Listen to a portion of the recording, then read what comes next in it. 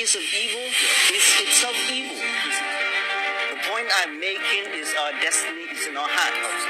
We cannot allow this irresponsible leadership to continue. All of us must get involved. Alhamdulillah.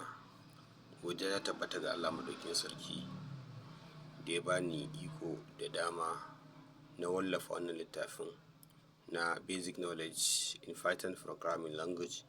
Na wallafa shi a kan yaren Hausa, kamar da kuke gani a bisa kan screen ɗin wayata.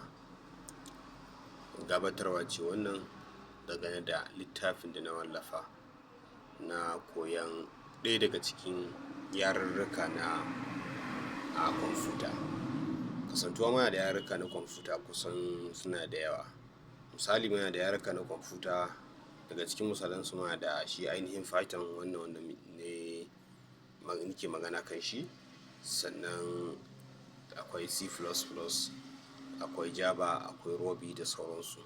So na wallafa wannan littafin akan Python, sannan kuma na wallafa shi ya zuwa harshen Hausa don ya zama sauƙi ga al'umma, kuma ya zama ci gaba ga al'ummar mu ta Hausa.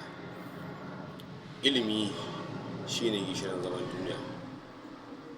In dai ana son duniya ta ci gaba, to dole sai mun ci gaba da yaɗa ilimi tsakaninmu. So wannan ilimi ne wanda muke ƙoƙarin yaɗa shi ya zuwa a yarenmu na Hausa, yadda al'ummar mu ta Hausa za ta amfana da shi sosai matuƙa. Sanin ku ne cewa duniya ta ci gaba matuƙa, an ban mu baya nesa, an yi mana nisa, more especially a yarenmu na Hausa. Ilimuka, ba mu da wasu ilimuka na yarenmu na Hausa wanda muke amfani da shi. Yanzu kamar wannan yaren na kwamfuta, da wahala ka ci karo da wani littafi ko wani abu da aka fassara ya zuwa yaren Hausa. So ta haka muka yi ƙoƙari muka bayyana wannan littafin don ya zamanto sauƙi ga ɗalibai mu fahimci menene yaren kwamfuta. Duk da yanzu duniya ta ci gaba, yanzu kwamfuta a cikin ilimuka tana ɗaya daga cikin ilimi wadda take na ci gaba a duniya. So ya zama dole mu miƙa mu ƙoƙarin buɗe ƙwaƙwalwarmu, sannan mu ƙoƙarin fahimtar irin waɗannan abubuwan domin ci gaban al'ummarmu. Babu ƙasar da za ta ci gaba ba tare da ilimi ba. So wannan shine a taƙaice, wannan shine ainihin littafin da na wallafa ya zuwa Hausa na Python. So za ku ga a cikin wannan littafi ne na farko zan yi magana kan wasu abubuwa, misali kamar ƙwara 6.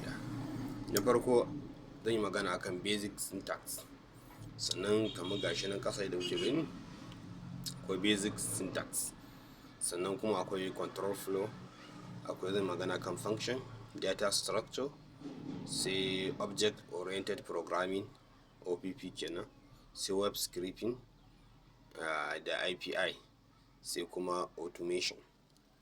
So wa'annan abubuwan ne na rubuta wannan littafin a kansu. Shine basic knowledge wanda ya zama dole duk wani mai son koyon harshen kwamfuta ya sani. Wannan littafi ne na farko, akalla yana da feji akalla yana da feji kusan feji 40 da wani abu zuwa 50 a littafi na farko.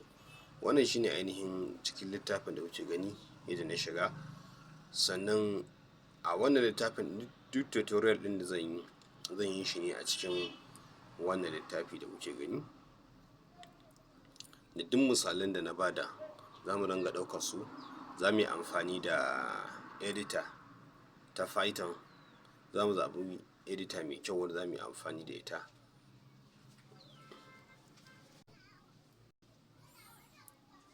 So wannan su ne ainihin page ɗin da kuke gani na ɓangaren wannan littafi. Akwai abubuwa da dama, za a samu ci gaba matuƙa idan mun yi amfani da wannan littafin.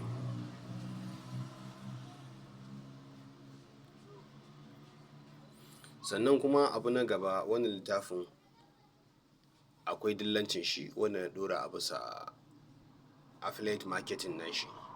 Ga mai buƙatar wannan littafin yana yawan magana, zan ajiye link ɗin shi wanda mai buƙata duka. Wannan littafin baya wuce naira 1000 a naira, bai wuce naira 1000 ga mai buƙatar wannan littafin a basic knowledge a littafi na biyu in ya zo shi ma zai iya samun shi bai wuce wannan kuɗin ba insha Allah. Sannan kuma ga mai buƙatar dillancin wannan littafi, so saboda akwai dillalai masu dillancin irin wa'annan abubuwa, ga mai buƙatar yin dillancin shi akwai 50% da duk wani abu ɗaya daga cikin wani abin da ka saida, akwai 50% na ainihin dillali wanda yake son yi dillancin wannan littafin, shine affiliate marketing.